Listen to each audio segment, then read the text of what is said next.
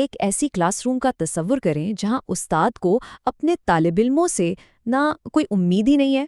آج ہم ایک ایسی ہی کلاس میں چلتے ہیں جہاں ایک بیک بینچر کا راز سب کے تاثرات اور حقیقت کو آمنے سامنے لا کھڑا کرتا ہے۔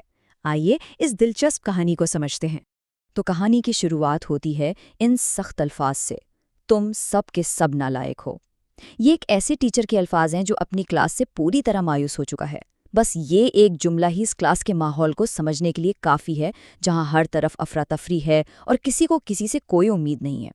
تو پہلے حصے میں دیکھتے ہیں کہ اس افراتفری اور شور شرابے والے ماحول میں ایک غیر معمولی موقع کیسے پیدا ہوتا ہے۔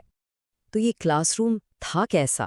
ذرا سوچئے، یہاں کھلے عام نقل ہو رہی ہے، اور وہ بھی انگلش کے پرچے میں ریاضی کی پرچی سے۔ دیر سے آنے کے ایسے بہانے ہیں جن پر یقین کرنا مشکل ہے، اور استاد بھی بے بس ہو کر بس اتنا کہتا ہے، بھائی ہم بھی یہی کرتے تھے۔ صاف ظاہر ہے کہ یہاں سیکھنے کا ماحول بالکل صفر ہے۔ اور پھر اسی افراتفری کے بیچ ایک بڑا اعلان ہوتا ہے، ایک تعلیمی مقابلہ جس کا انعام ہے پورے 6 لاکھ روپے۔ یہ اتنی بڑی رقم تھی جو ان میں سے کسی کی بھی زندگی بدل سکتی تھی۔ لیکن سب سے حیران کن بات تھی ان طلبہ کا رد عمل۔ اتنے بڑے انعام کا سن کر خوش ہونے کے بجائے وہ کہتے ہیں، ہم تو بیک بینچر ہیں۔ مطلب وہ خود ہی یہ یقین کر چکے ہیں کہ وہ کوئی امتحان پاس کرنے کے قابل ہی نہیں ہیں۔ ہم میں سے کتنے ہی لوگ ایسے لیبلز کو اپنی حقیقت مان لیتے ہیں، ہے نا؟ لیکن اب کہانی ایک بالکل غیر متوقع موڑ لیتی ہے۔ جب سب نے ہمت ہار دی تھی تو کچھ ایسا ہوا جس کی کسی کو ذرا بھی امید نہیں تھی۔ امتحان کے نتائج کا اعلان ہوتا ہے، اور یہ اعلان سب کو حیران کر دیتا ہے۔ جیتنے والا کوئی ٹاپر نہیں، بلکہ وہی نالائق سمجھا جانے والا بیک بینچر سمتھ ہے۔ یہ کیسے ممکن ہو سکتا ہے؟ یہ سوال سب کے ذہنوں میں تھا۔ اسمتھ کی جیت کا جشن بہت ہی تھوڑی دیر کا تھا۔ جیسے ہی وہ انعام لینے کے لیے آگے بڑھتا ہے کہ اچانک ایک آواز اٹھتی ہے جو اس کی پوری کامیابی پر شک کا سایہ ڈال دیتی ہے۔ یہ وہ لمحہ ہے جہاں سے کہانی کا اصل تنازع شروع ہوتا ہے۔ جیت کی خوشی ایک دم سے الزام کے اندھیرے میں ڈوب جاتی ہے۔ الزام بالکل سیدھا اور واضح تھا۔ اسمتھ، وہ غیر متوقع فاتح، اب ایک دھوکے باز قرار دیا جا چکا تھا۔ یہ الزام ان تمام شکوک و شبہات کی تصدیق کرتا تھا جو لوگوں کو ان بیک بینچرز کے بارے میں تھے۔ لیکن اصل سوال تو یہ تھا کہ یہ الزام لگایا کس نے؟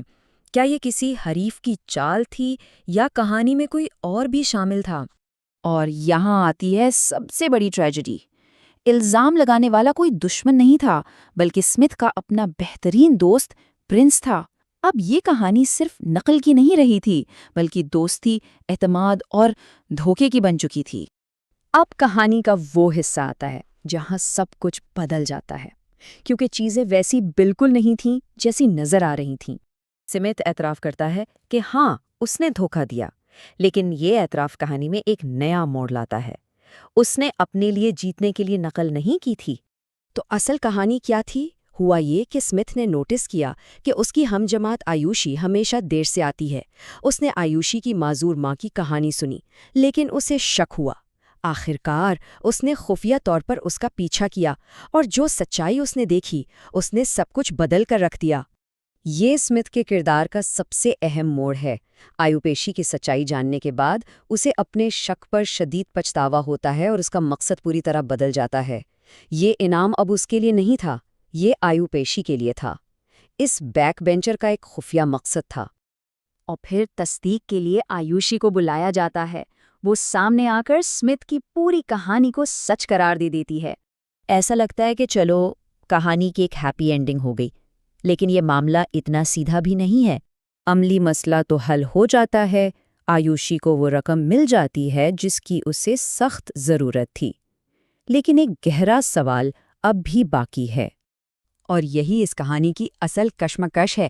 سب کچھ سامنے آنے کے بعد بھی اساتذہ کی رائے بٹی ہوئی ہے۔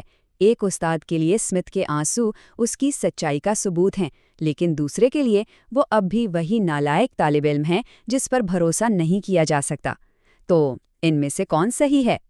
تو آخر میں یہ کہانی ہمیں ایک سوال کے ساتھ چھوڑ جاتی ہے۔ کیا اسمتھ ایک ہوشیار دھوکے باز تھا یا ایک غلط سمجھا گیا ہیرو؟ یہ ہمیں سوچنے پر مجبور کرتی ہے کہ ہم بیک بینچر جیسے لیبلز کی بنیاد پر کتنی آسانی سے کسی کے بارے میں رائے قائم کر لیتے ہیں۔ شاید ہم جس چیز پر یقین کرنے کا انتخاب کرتے ہیں وہ اس شخص سے زیادہ خود ہمارے بارے میں بتاتا ہے۔